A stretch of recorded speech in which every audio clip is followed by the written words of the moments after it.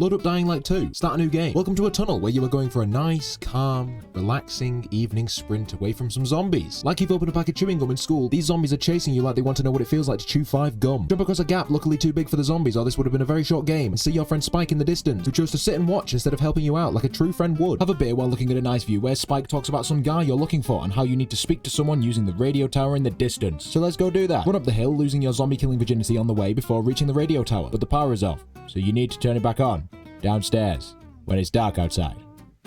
I'm sure this is perfectly safe. Okay, this is not safe. Kill the gymnastic Wolverine zombie and turn on the generator. Go to sleep and have a weird dream, probably explaining your backstory about how you were experimented on by a nonce named Waltz and separated from your sister. Wake up to use the radio to contact the informant who apparently knows about this Waltz guy and where your sister is. Obviously, he won't tell you without doing him a favor first, and wants you to meet him. Meet him inside the suspicious-looking tunnel that probably doesn't have anything in it that's capable of separating your legs and your arms from your body, ignoring the increasing volume of blood and human bits until you find a door that's locked and you get attacked by Satan's child. Luckily, Satan's child is weak to purple light, which the informant happens to have on him, and like a knight in shining armor saves you from the big ugly bipedal hellchild as you pass out from being bitten. Yeah, you got bitten. I forgot to mention that. Wake up and go find the informant. Sounds like he's being harassed, so you need to save him from Darth Sidious? After killing the bad guys like you're John Wick without guns, holding a big spiky baseball bat, the informant gives you a key and locks you in a vent just as Waltz and his men arrive. Well, I'll guess you have to meet him later on. Oh. Well, at least we don't have to do him a favor now. Walt saw you in the vent because instead of sneaking away, you decide to stick around and watch your friend die, and is now chasing you. Thankfully, the floor helps you in your escape plan, and while slowly turning into a zombie from being bitten, you're able to stumble through the flooded tunnel into a party. Wait, this isn't a party! Just when you're about to be hung like some clothes on a washing line, some random guy saves you. What are his motivations? That's a difficult question because there's no fucking answer. He injects you with some anti-zombie liquid and you're back to normal, which is great. Just before the informant died, he told you to go to Fisheye to search for some lady who can help you out. But to get there, you need a biomarker. While running around with your new friend Hakon, it suddenly turns to night. Like Minecraft, nighttime means everything gets a bit shitter, so find a place with a UV light to avoid the increasing number of hungry mouths to feed and go to sleep. Then meet up with Hakon at a hospital to try and get you one of them biomarkers. In the hospital, you get separated and have to get some more anti-zombie juice from downstairs to get your strength back. Don't worry, I'm sure it'll just be a quick job.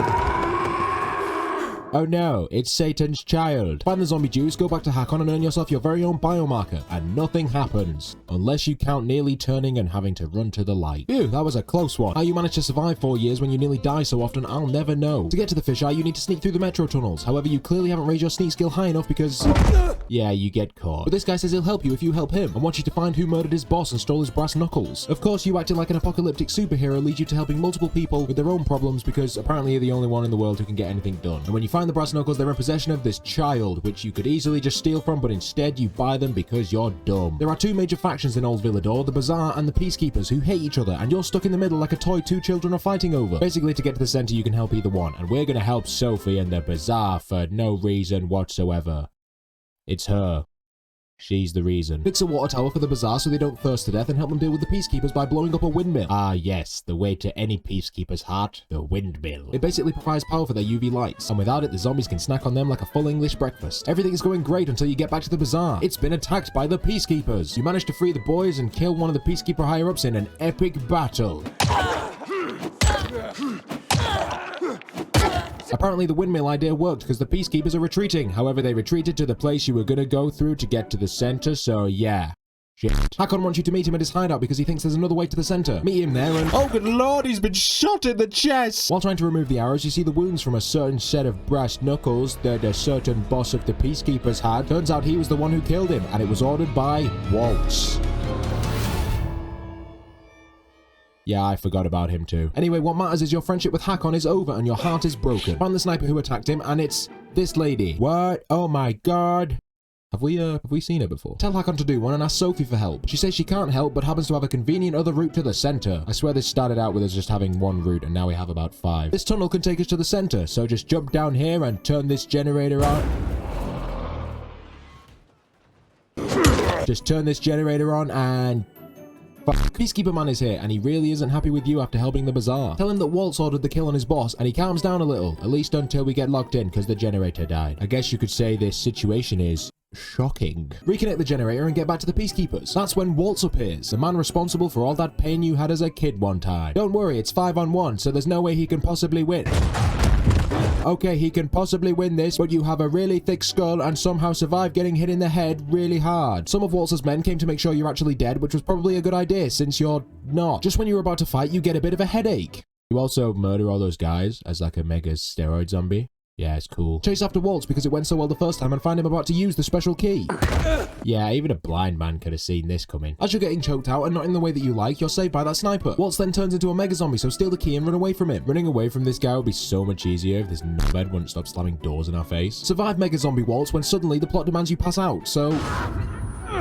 Meet the sniper, who's called Lawan. She's the person the informant told us to find at the start. Maybe after this, go buy a lottery ticket because that shit is about as likely as your chances of finding a girlfriend. Follow her into the center where you'll see the city lights turn on, something that hasn't happened for 10 whole years. It's a shame they immediately turn off again. Apparently a secret database can tell us about our sisters, so meet Lawan at the fisheye and speak to Frank. This fucking guy. Because apparently he's special for some reason. Suddenly you're attacked by Waltz's boys, who know you're here because of plot convenience. You're about to be killed when the head of the peacekeepers walks in, like a big muscly shield to save you. He says one of his lieutenants can tell you where the database is. When you find him, the lieutenant says the database is basically fucked, but you go check on it anyway and then turn into a zombie monster for a bit before turning back to normal. Weird how that keeps happening, isn't it? Peacekeeper Bossman wants to help you with your database finding escapade and thinks a GRE scientist can help, but needs to track one down first. In the meantime, help him with the TV tower takeover task that needs UV lamps. Find Juan the delivery man, who after some alcoholic persuasion tells you his boys were out finding lamps but obviously haven't come back yet, and there's only one person who can go check on them to make sure they're alright. It's you. You're that person. Find the UV lamps after a close encounter with a discount tank from Left 4 Dead and head over to the TV tower. The one thinks it's a bad idea to go up there because there's something waiting to bend you over and play your ass cheeks like a set of bongos. But you have to go or else I'm not going to finish this video. When you arrive, the power goes off and some people die. That's a great start. If you manage to get the power back on without being finger blasted by the special steroid zombies, you and the lieutenant head further up the tower.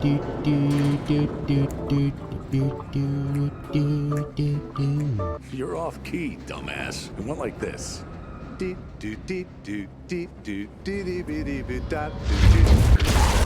Well, this could have gone better. Find the lieutenant in about as good condition as my mental state and take the transmitter from him. Try to find a way out when you get surrounded by zombies. Oh no, how are we going to survive this? Yeah. Lawan's mate Frank tried coming up here before you and tells you there's some really important stuff he left that could definitely help you out. It's a grappling hook. That's actually really useful, wow. You should probably thank Frank for helping you get this far. Fuck you, Frank. Keep climbing up the tower like you're trying to get copyrighted by Spider-Man until you finally reach the top. You are then given a choice to give the radio station to Frank or the Peacekeeper Bossman. Choose Frank. What, did you think I was going to choose the Peacekeepers? Nah, I just think Frank would put it to better use. That's all. Put the moves on Lawan, better enjoy it, this is the only flirty banter you're getting, and then turn your attention to more important matters. Lawan's shoes. Yeah, we're gonna find some shoes. Remember when this used to be a zombie game? Find the shoes. Turns out Lawan was shagging Hakon, and that's why she wants to kill him. Ignore that and keep putting the moves on her, then go to sleep. You can't find your sister now because you gave the radio station to Frank, but this is a game, so he says he can help you. Basically, Waltz is looking for a GRE scientist too, and if we eavesdrop on them, we can find out where they are, but of course they know you were eavesdropping on them the entire time and are so confident they can kill you, they basically tell you the XYZ codes like it's a Minecraft stronghold. What they don't know is you can randomly go into mega zombie form, which you do. And they die. Frank comes to find you after saying Hakon wants to meet you, and when you find him, he's still working for Waltz, which is a shame because he was one of the few people who isn't a cunt in this place. Shame we have to put him down. He tells you that he did it only because Waltz was going to control Z Lawan's life, and when Lawan finds out, she lets him go for him to return later as a good guy. Frank found the scientist because she's one of his mates, but when you go to see her, she's not there, so you go to another place, kill some dudes, and find her, and she takes you to the database facility. Finally, with access to the database, you can find out where Mia is. Wait, she's not in the database? What? Oh, and a missile strike is about to hit here. That's just bloody perfect. Suddenly, Waltz is here, and he wants the key. Somehow you actually fight him and win. But you do pass out, which gives him a slight advantage. Waltz throws you over to Veronica just when you turn into a mega super zombie, and you literally kill the fuck out of her. Mate, you gotta get that under control, because it's gonna cause some serious issues later on. Waltz takes the key, and the missile lands right on you, yet doesn't kill you somehow. Lawan shows up and carries you to safety, because if you died now, there will be some serious complaints on the Steam reviews. Apparently, Frank and the Peacekeeper boys are going to speak to Waltz, as well as the Butcher, about stopping those missile strikes, because they're not the best when it comes to staying alive. What? I didn't mention who the Butcher is? That's probably because he's about as relevant to the story as going outside is to someone who plays Rocket League. You can be sure that the talks with the bad guys will go smoothly and nothing will happen. What? Frank got shot by a poison arrow? Oh no. Take the arrow to a herbal lady who provides an antidote. She also says that the poison isn't used by Waltz's boys, which I think means there's a traitor about, but it's never touched on again, so I guess not. Waltz and the Butcher have gone to their stronghold, and by bribing one of their drivers, you can get him to sneak you in. Finally, confront the Butcher. He tells you that him and Waltz don't talk anymore, and that he's been trying to actually stop the missile attacks. But we know better than to believe a newly introduced character. Open the dam to allow the Peacekeepers to infiltrate the building and go find the Butcher after he escaped. Turns out he was telling the truth, and he was actually trying to stop Waltz when shit got a bit out of hand.